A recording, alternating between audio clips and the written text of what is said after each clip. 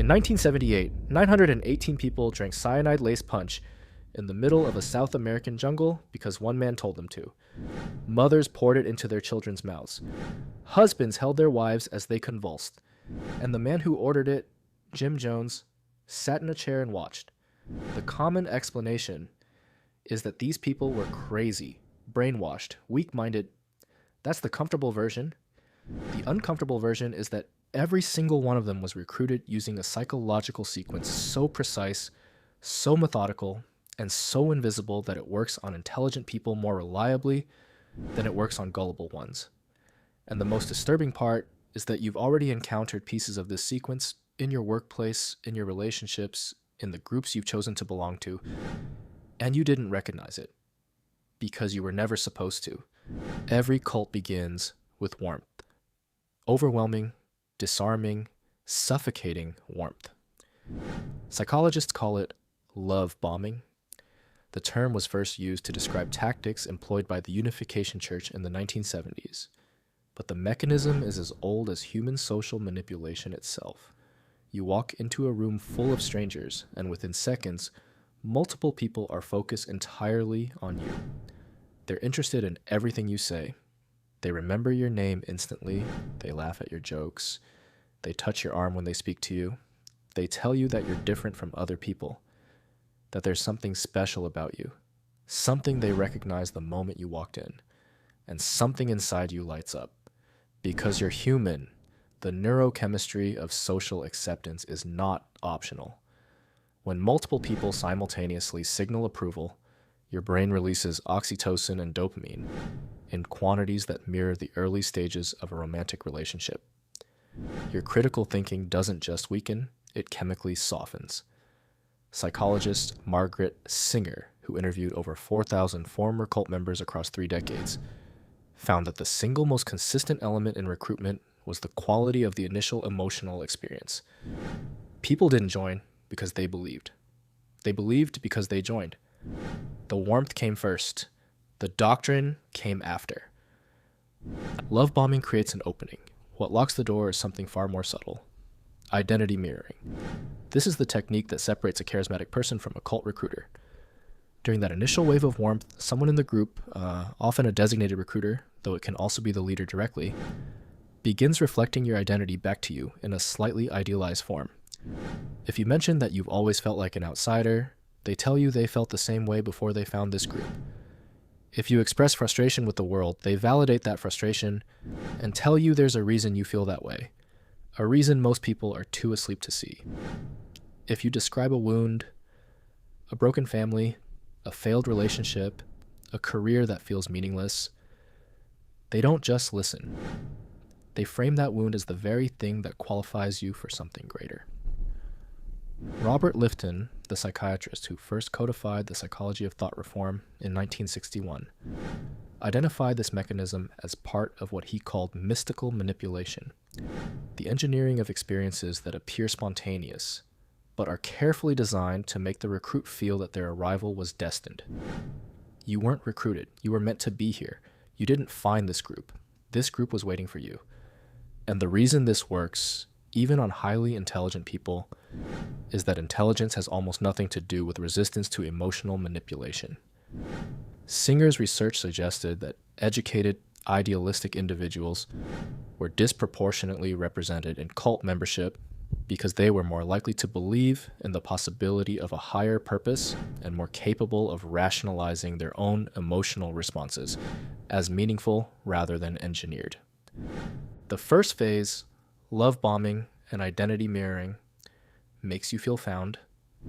The second phase makes you feel lost without the group, and it starts with confession. Every major cult in recorded history has used some form of mandatory confession ritual. In Jonestown, they were called catharsis sessions. In NXIVM, they were called exploration of meaning. In Scientology, they're called auditing. The format varies, but the function is identical. You are asked to reveal your deepest fears, your most shameful secrets, your most private thoughts, in a setting where the group receives this information with total acceptance and apparent love. two things happen simultaneously in that moment. You experience an intense emotional bond with the group, because vulnerability plus acceptance equals attachment. Neuroscientist James Coan's research on social bonding has demonstrated that shared vulnerability activates the same neural circuits as physical safety. Your brain literally begins to encode the group as a source of protection. And at the same time, you have just handed the group the complete architectural blueprint of your psychological vulnerabilities. Every fear they now know how to trigger. Every shame point they now know how to press. Every insecurity they now know how to exploit. The confession ritual functions as reconnaissance. The information you gave freely in a moment of trust becomes the instrument of your control for every day that follows. Once the group has your emotional blueprint, the next mechanism activates information control. And it operates on a principle so counterintuitive that most people refuse to believe it until they've experienced it themselves. You don't need to lock someone in a room to imprison them. You just need to control what information reaches their mind. Stephen Hassan, a former member of the Unification Church who became one of the leading researchers on cult psychology, developed what he calls the BITE model: behavior control, information control, thought control, and emotional control. Of these four, he argues that information control is the foundational layer upon which all the others are built. And the way cults control information is more elegant than you'd expect. They don't ban books or confiscate phones, at least not at first. They redefine trust. The group gradually introduces the idea that outside sources of information are spiritually or morally contaminated. The news is biased. Your old friends don't understand you anymore. Your family loves you, but they're operating from a lower level of awareness. The only people who truly see reality are the people in this room. Once that frame is accepted, once the recruit begins to view outside information through a lens of suspicion and inside information through a lens of trust, the cult doesn't need to physically isolate anyone. The recruit isolates themselves. They stop calling old friends because the conversations feel shallow now. They stop reading outside material because it conflicts with the clarity they've found. They stop listening to family because the group has explained that family resistance is actually a sign that the recruit is evolving beyond them. The walls of the prison are built by the prisoner, and every brick feels like a free choice. Information control is the container. What fills it is something Lifton identified as the most powerful mechanism in the entire thought reform arsenal: the demand for purity. The group establishes an absolute binary, a total division of the world into pure and impure, good and evil, awake and asleep, saved and damned. No middle ground, no gray area, no nuance. You are either fully committed to the group's version of truth, or you are aligned with the forces of destruction, and the leader, always the leader, is the sole arbiter of which side you're on. This binary does something devastating to the human mind. It eliminates the cognitive space required for doubt. Doubt, by definition, exists in gray areas. It requires the ability to hold two possibilities simultaneously: the possibility that the group is right and the possibility that the group is wrong. When the psychological frame demands absolute purity, doubt itself becomes evidence of contamination. If you question the leader, you're failing spiritually. If you feel uncomfortable with a directive, the discomfort is a signal that you haven't purified yourself enough to receive it. Leon Festinger's theory of cognitive dissonance, published in 1957, explains exactly why this works. When a person is forced to choose between their own perception and their group identity, the brain resolves the conflict by adjusting the perception to match the group. Because abandoning the group would mean abandoning the entire identity structure, the group has replaced.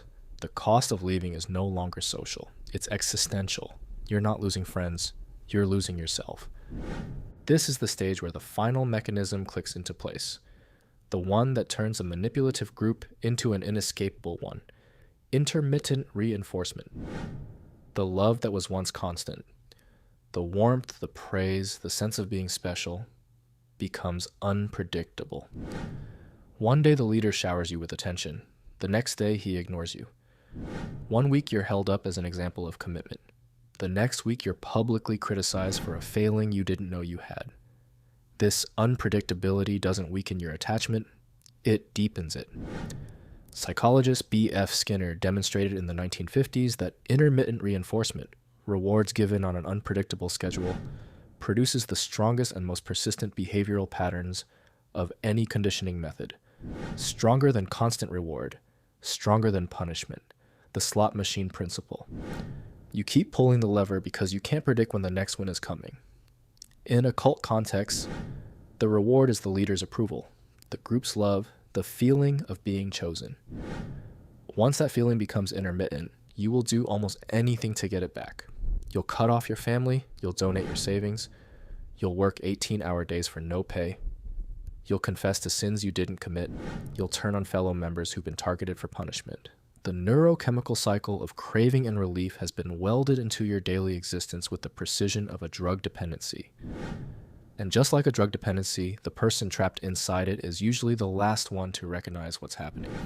Every mechanism I've just described, love bombing, identity mirroring, confession as reconnaissance, information control, the demand for purity, intermittent reinforcement, operates without a compound in the jungle, without robes or rituals or a charismatic figure on a stage. These mechanisms function in any environment where one person or group holds psychological authority over another and is willing to exploit it. They function in abusive relationships where the cycle of idealization and devaluation keeps the victim bonded. In corporate cultures where loyalty is demanded but never reciprocated. In online communities where dissent is framed as betrayal and questioning. The group narrative gets you expelled. In families where one parent controls the emotional climate and the rest of the household orbits around their mood. The architecture is identical, the scale is different, the name changes, the machinery doesn't. The psychological vulnerabilities these techniques exploit are the same mechanisms that allow you to form bonds, trust other people, and function in a social species. Your need for belonging, your desire to be seen, your willingness to be vulnerable with people you trust, your tendency to resolve cognitive dissonance by adjusting your beliefs rather than your relationships. Every cult leader in history has understood something that most people never learn. The very things that make you a good person are the things that make you controllable. Empathy makes you easy to mirror. Loyalty makes you slow to leave. Idealism makes you willing to sacrifice. And trust, the most human quality of all, is the door they walk through first and lock behind them last. Singer's research was unambiguous. The people most confident in their immunity to manipulation were statistically the most vulnerable to it.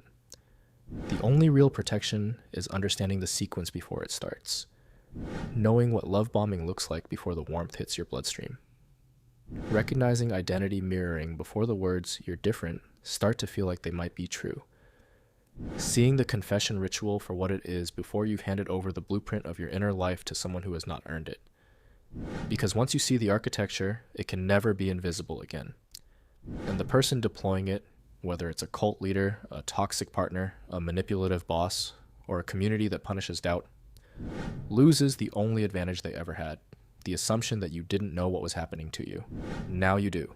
And for people who rely on invisible cages, there is nothing more dangerous than someone who can see the bars.